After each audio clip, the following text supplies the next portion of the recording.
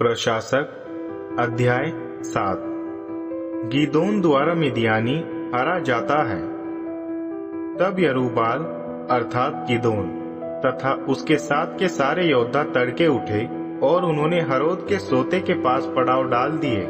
मिद्यानी उनके उत्तर में घाटी की मोरे पहाड़ी पर पड़ाव डाले हुए थे।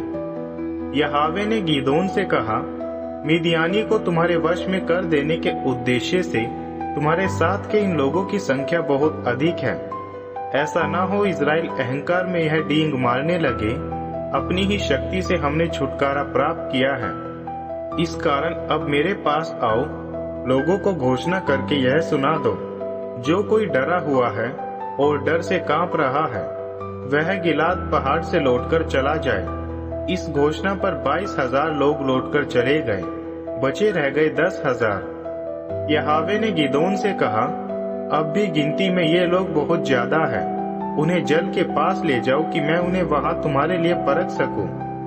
मैं जिस किसी के विषय में कहूंगा यह जाएगा तुम्हारे साथ, वही तुम्हारे साथ जाएगा, किंतु जिस किसी के विषय में मैं यह कहूं यह तुम्हारे साथ नहीं जाएगा, वह तुम्हारे साथ नहीं जाएगा। इस प्रकार गीदोन उस सब को जल के निकट ले आया।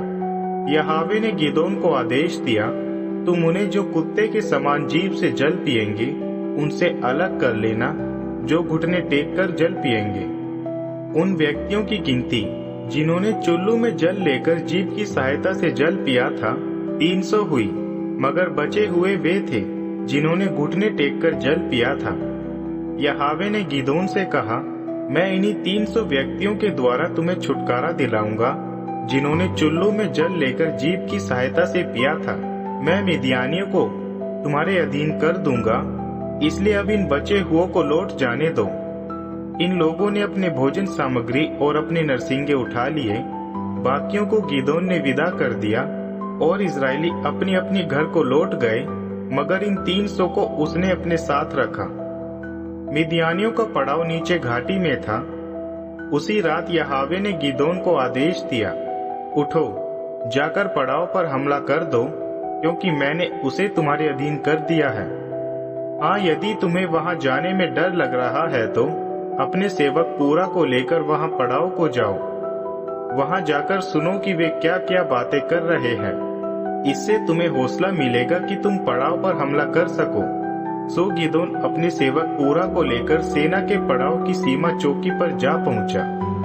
इस समय मिद्यानी, अमालेक तथा पूर्वी देशों से आए हुए सैनिक घाटी में अपनी अपनी छावनियों में लेटे हुए थे। वे टिड्डी दल के समान अनगिनत थे। उनके ऊंट भी अनगिनत थे, जैसे सागर किनारे की रेत। जब गीदोन सीमा चौकी पर पहुंचा, एक सैनिक अपने मित्र से अपने स्वप्न के बारे में बता रहा था। वह कह रहा था, सुनो, मैंने एक स्वप्न देखा है, जो कि एक रोटी लुढ़कती हुई आई और मिद्यानी पड़ाव में प्रवेश कर गई। एक तंबू तक पहुंचकर उसने उस पर ऐसा हमला किया कि वह तंबू भूमि पर बिछ गया। उसके मित्र ने उत्तर में कहा, इजरायली योआश के पुत्र गीदोन की तलवार के अलावा यह और कोई नहीं हो सकता। परमेश्वर ने मिद्यान तथा उसकी पूरी छावनी को उसके वश में कर दिया है। जब गीदोन ने इस स्वप्न तथा इसके फल के बारे में सुना, वह परमेश्वर की स्तुति में वहीं दंडवत हो गया। वह इजरायली छावनी को लौट गया और वहां यह घोषणा कर दी, उठो उठो, यहोवा ने मिद्यानी पड़ाव को तुम्हारे वश में कर दिया है। तब गीदोन ने उन 300 को 3 दलों में बांटकर उन सभी के हाथों में नरसिंगे और खाली मटकियां दे दी जिनमें मशालें रखी हुई थी। उसने उन्हें आदेश दिया, मेरी ओर देखते रहना तथा वैसा ही करते जाना जैसा जैसा मैं करूंगा। और सुनो, जब मैं उनकी छावनी के पास पहुंचूंगा तो जो मैं करूंगा वही तुम भी करना। जब मैं और मेरे साथी नरसिंगा फूके, तब तुम भी पूरी छावनी के आसपास नरसिंगा फूकते हुए नारा लगाना, यहोवा के लिए और गीदोन के लिए। इस कारण आधी रात को जब उन्होंने पहरेदार चुने, गीदोन और उसके साथ के 100 व्यक्ति छावनी के पास पहुंच गए। उन्होंने नरसिंगे फूके और अपने हाथों की मटकियों को फोड़ डाला। जब तीनों दलों ने नरसिंगे फूंकते हुए अपनी अपनी मटकियां फोड़ी, उन्होंने मशाले अपने बाएं हाथ में तथा नाद करने के लिए नरसिंगे दाएं हाथ में पकड़े थे। उन्होंने नारा लगाया, तलवार यहोवा के लिए और गिदोन के लिए।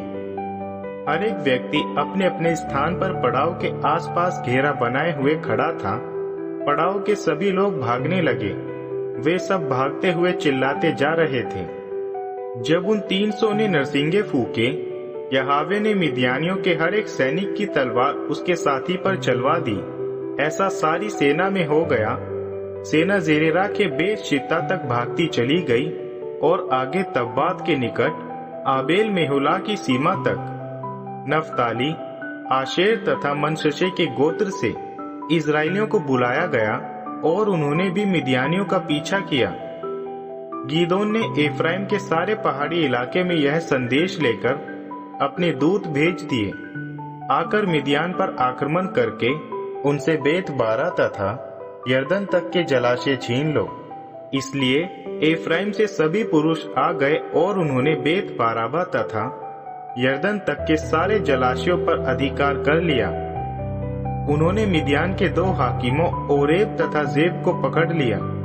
जब वे मिद्यानियों का पीछा कर रहे थे, ओरेब का वध ओरेब की चट्टान पर तथा जेब का वध जेब के दाख के कुंड पर कर दिया। उन्होंने यरदन पार से ओरेब तथा जेब के सिर लाकर गिदोन के सामने रख दिए।